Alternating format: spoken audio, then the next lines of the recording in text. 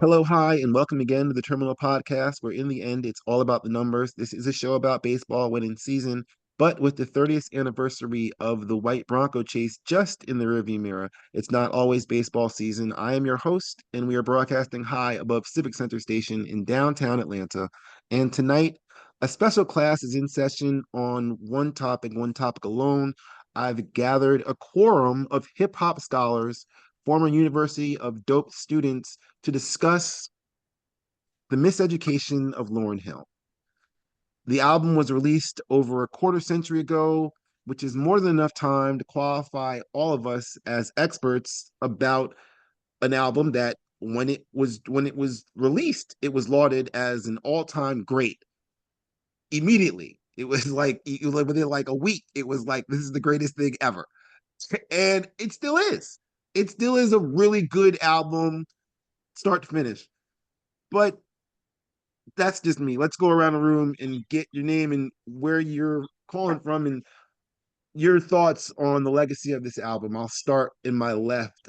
Docs? Is what's up? In Kansas City, all right. And I like Lauryn Hill from when she was with the Fugees and when she did that solo joint. I listened to it and I actually dug every single song on that album. At that time, I was like, damn, you know. Yeah. That, that was how I felt at that time. All right. Kenny? Yeah, everyone, this is Kenny calling from McDonough. And I just remember it just being such a dominant album. Even if it wasn't released as a single, literally every song was on the radio during that time period. And same thing when I first heard her on Mona Lisa, Chiba Chiba, y'all, I was hooked. I was like, I need to see more of her. I need to hear more of her. And yeah, it's an amazing album and it deserves the respect, some of the respect it's getting. All right. Ed? My name is Ed Molina. I'm out in Brooklyn, and while it's a dope album and deserves all the accolades it's gotten, all the Grammys it's gotten, Apple is bugging if they think this is the greatest album, any genre, any hip hop, any anything. Yes. They are bugging. Yo, All Ebro, right, all right, all right, all right, all right, all right. We, sorry. we all we all agree that it's a great album, but I wouldn't have called this forum together if I didn't have topics to discuss about said album, topics that probably shouldn't be discussed for an album that Rolling Stone, this is according to the interweb now, Rolling Stone has it at number 10, like the 10th greatest all-time album. It's in the national records, so it's like the nationally speaking, as United States, this is a song, this is an album that we will make sure lasts forever. And Apple Music, where I primarily listen, says this is number one, all-time GOAT. Uh, Opinions can vary, historical weight, yada yada, but um what isn't debatable is the most memorable tracks like X Factor and When It Hurts So Bad. Just I used to love them. All these she's singing on the majority of the 16 tracks on the album, maybe showcasing a mixed style, focusing on her best qualities. But at the time, that was called rap. And I'd argue for starters that this is a world-class R&B album. Since six of the tracks feature her singing. So all of this really is bringing Miss Lauryn Hill's rapping abilities into question. I saw a meme today with the putting Jersey's best female MCs. Choices included Heather B from the original Real World, who was an MC in her own right. Lady Luck, who, if you listen to Eric Sermon or anybody from there, you would have heard her. Rod Digger, who's just fire because she's Rod Digger, Oh, and the equalizer right. herself, Khadija James. And of course, the person we're talking about. For those who don't know, Khadija James is also known as Queen Latifah. With all that in mind, I'll ask my first question. I've provided four choices for my scholars to discuss the best rap track by Miss Lauryn Hill from these four choices: Doo Wop, That Thing, X Factor, Lost Ones, or Ready or Not, which is he's just one of the verses on a track from the score. But in my opinion, that's the best verse that she's got. But those are the four you can choose from. I went from left to right. I'll go right to left. Ed, I've spoken a lot. So what would you say of those four is I think yours? of those four, I would probably say Lost Ones just because it features her and just her. I was torn between this one and the one from the score, Ready or Not. I think what's great about Ready or Not, her verse on Ah, that. Oh, sorry, It's sorry. Yeah, you're right. You're right. You're right. You're right. that's Right. fine. That's Lost Ones. fine. Lost Ones. Lost Ones. Kenny, Kenny, what you thinking? Wow, it's really good choices, but same with Ed. I have to agree with him that Lost Ones, that's my choice. Lost Ones? Docs, you going Lost Ones too? I'm definitely gonna co-sign exactly how Ed said it, man. Like, Lost Ones because she did solo in it. You know what I'm saying? Regardless. She So did solo on Doo-Wop.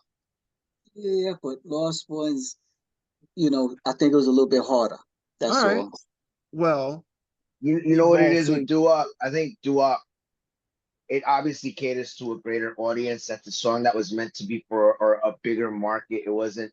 Whereas I think Lost Ones, that was for your mixtape scene. That was for your hip hop heads. That was for like to Well, show people Exactly. that I got them skills, as I showed you in Ready or Not. Because in Ready or Not, I think the thing about Ready or Not, it's what made her stand out is that she was carrying the dead weight called pros. And so, that's a lot of heavy lifting there. Took a little help from White Clef too. And White Clef got verses, but it was clear that she was on kind of that, the lyrical talent, I felt yeah, like. Whereas, and on you on see that that more track, in Lost Ones. on Ready or Not, in my opinion, of that rap album, which is one of the better rap albums of the 90s. You could argue its greatness and everything like that, but that's one of the top tracks on it, and she's the top on it. You know what I mean? It's like you're the one on the one on the one. That kind of gets you something, in my opinion. Lost Ones. All right, so everybody's going with Lost Ones. That's fine. Lost Ones. Ready or not, Research beyond Wikipedia. Well, go ahead. I'm sorry, Docs.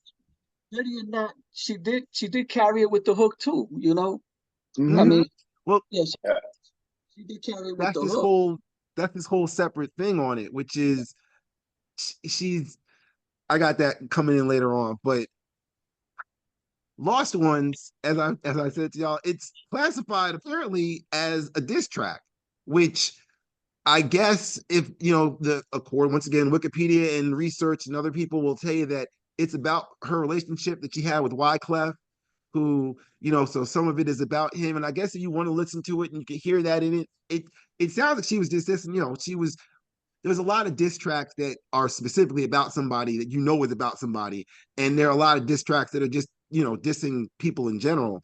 But this being a diss track, and not only a diss track, but once again cited by other people as one of the greatest diss tracks, had me had to put this up against the other diss tracks of its time. So I'll ask this, where would y'all cite this amongst these other diss tracks as one of the tracks? The four options are Lost Ones, since we're talking about that, Hit 'Em Up by Tupac, No Vaseline by Ice Cube, or Ether by Nas. Kenny, we'll start with you.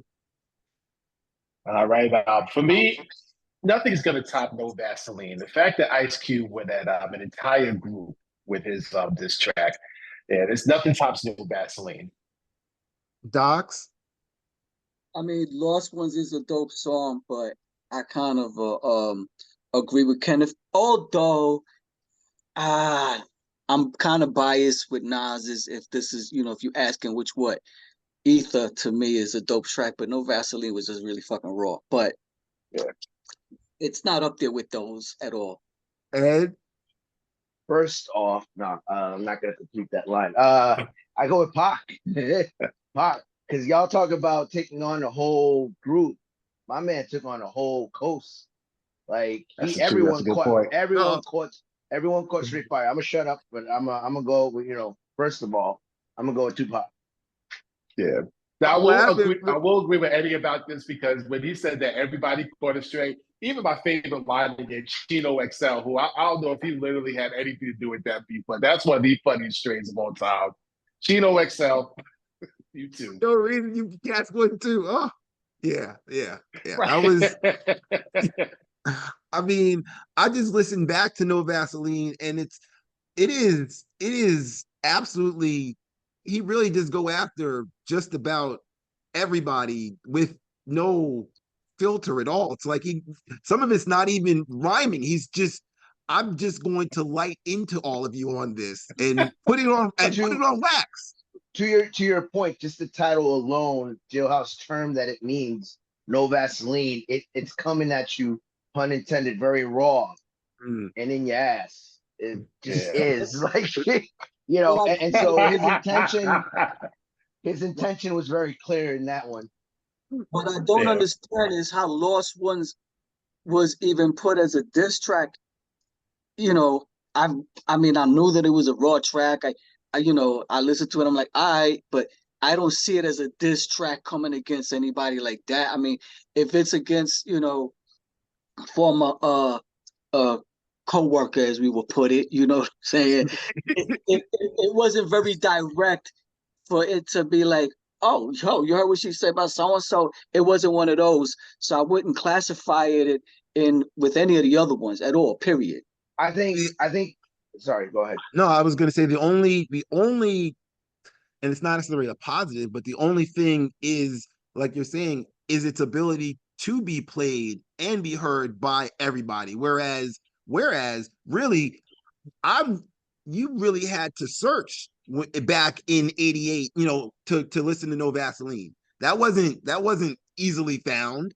Um, hit 'em up, hit 'em up was heard because everybody was on the street and everybody was playing it in the car very loud. So you heard hit 'em up like that. And Ether is, I was gonna say you were going to talk about Ether, and I was going to say because that's as close you could get where everybody heard Ether. You know what I mean? Where everybody heard Lost Ones.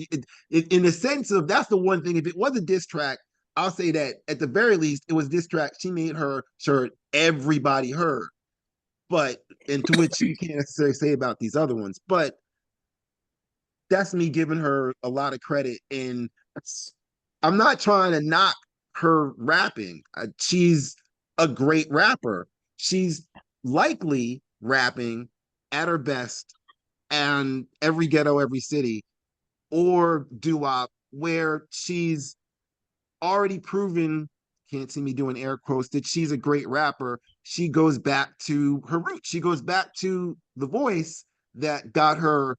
I guess it would be the B plot in Sister Act 2, where everybody saw her there first and singing. Yeah, I mean, and then some of the hooks and everything like that. But she's a singer. She's a singer first and foremost, and then she's an actress, and then she's a rapper.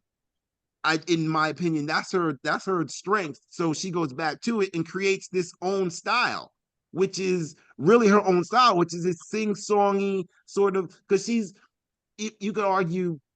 I was sitting there thinking about this because I could argue that Beck kind of is mimicking what Lauryn Hill does in his style, where when he puts out his music, because he's rapping, he's singing on this hook, but he's not really singing on it at the same time, and he's staying within the beat and blah blah blah. But I'm not gonna go back that far. I'm gonna ask because that was some newness in '98. You know what I mean? That's when it came out. So would y'all, because Miseducation's her first album, and that's the other part of it which gives it such a lore, which gives it such precedent, is the fact this is the first thing she did by herself. Fugees, yes, that's something, but that's not Lauryn Hill. This was her first thing. And these are the other four. Between this and the other three, we'll have the next questions about these other rookie efforts in that 2 year span, which is just amazing. Missy Elliott, Super Duper Fly in '97. Wyclef John, who apparently got ripped on Lost Ones, puts out The Carnival in '97. Miseducation comes out in '98. And DMX, It's Dark and Hell is Hot, comes out in '98 as well. Yeah, '98. So out of those four, which do you feel is the best? I think I lost somebody, but I'll go Docs. I'm gonna go with DMX, and if I'm correct, he topped on Billboard with that album. If I'm correct. I think he caught a number one for that. Ed, DMX, easily, easily. Kenny. Wow. So prior to this podcast, I actually went back and listened to all four albums just to kind of see where my head is at with these sounds today. And it's DMX. It's Dark and Hell is Hot. And to Doc's point, he's absolutely correct. Not only did DMX have that one album in the top 10, but followed up the same year with Flesh of My Flesh, Blood of My Blood. So both albums were in the top 10 at the same time. So absolutely, it's Dark and Hell is Hot. Okay, I'm gonna stick with Miseducation just because it still is. It sounds the same, and it's not a rap album. Is the whole thing. That's the whole thing. Like Missy Elliott, I went back and listened to Super Duper Fly, and I'm like, that's her. There is some rap on it, but that's her singing a lot. You know what I mean? That's not. But it was called a rap album, Absolutely. right? Well, am I wrong on that? We all called that a rap album at the time, right? It because of the songs that she dropped It was first, considered like a rap Can't Stand album. the Run. Yeah.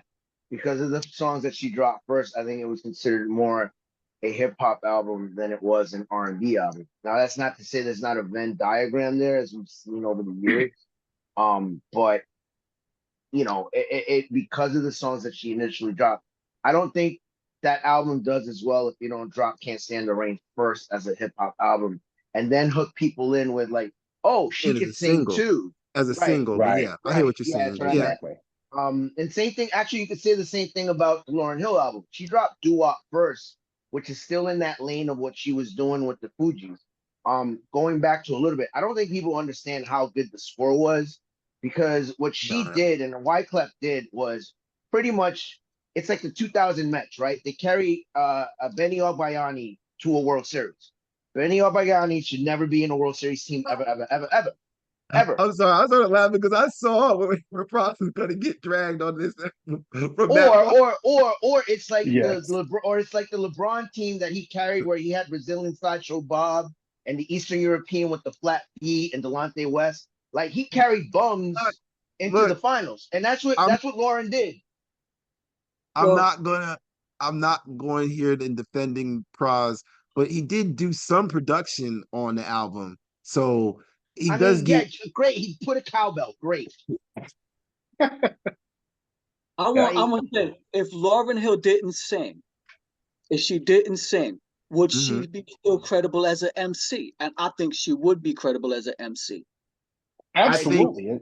Absolutely. As she a would matter be. of fact, going back to what we were talking about before with her verse on Ready or Not, I wouldn't even consider that to be her best verse on the album. I go Mhm. back to How Many Mics Do You Rip on the Daily? Her verse on that one is Mhm. ugly.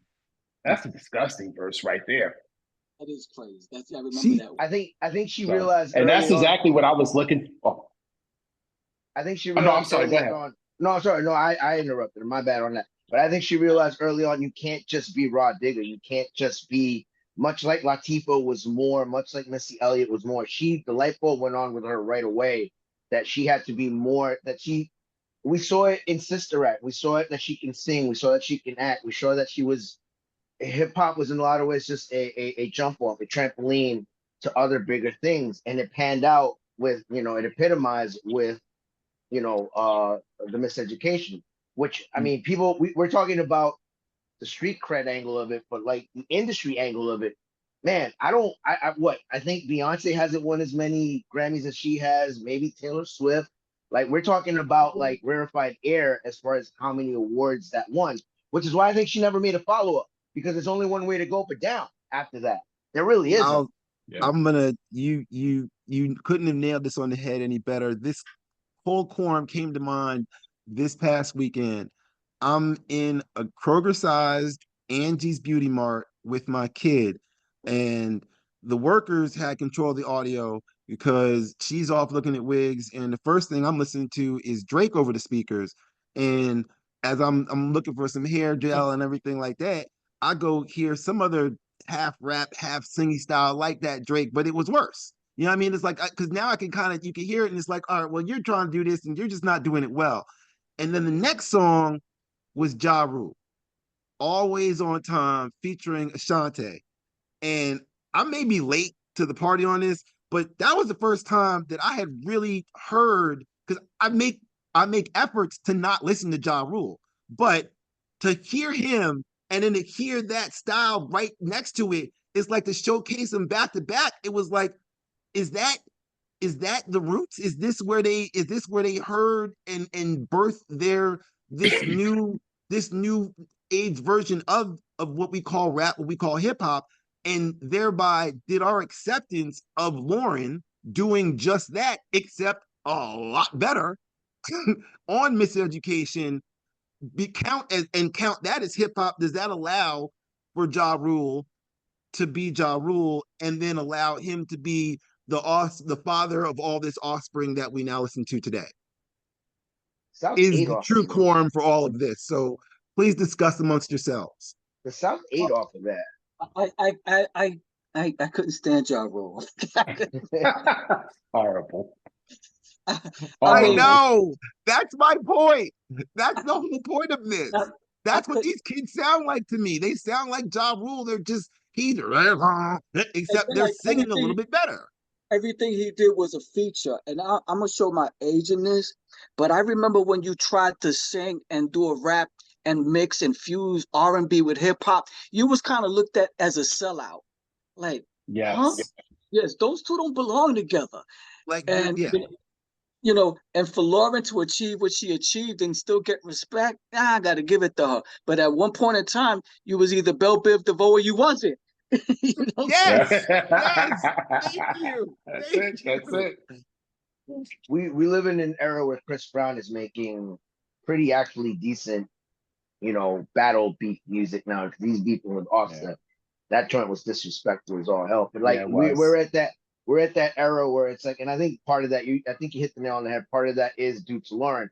I think had it been a dude, had it been Praz trying to do this, we view it differently because as a male, we don't expect males to sing, which Why is Clef to did it. Yeah, I hear yeah, what you, but it yeah, was but it was Wyclef, and he was already with the guitar, and he had been doing this half thing before. But I hear what you're saying. I'm not trying to cut you off, but no, yes, you're right. But no, you're but right. we've never allowed that. But it was Lauren, so yeah. Yeah, and I guess you could say the Fugees in that case. It was, because Wyclef was singing, doing the Black Bob Dylan thing while Lauren was doing both the Mary J thing and the Rod Digger thing. And I think Right. that's what made that album and that collection so unique. It's what made the score such a unique album for its era. And thinking about it, I guess you're right. This is a precursor to your Futures, to your, I guess, 2 Chainz. I think he kind of sings in that style. To your Drakes. I've heard people call Drake emo rap music, and people get upset that I've used that. But it's back in the day, if you were rapping like that, you was deemed soft. There was like, yo, what's wrong with this dude? So I think where Lauren got away with some of it though is that she was singing like famous old covers for the Mhm. hooks too, instead That of too. sampling it. Oh, If that's she a good would have, point.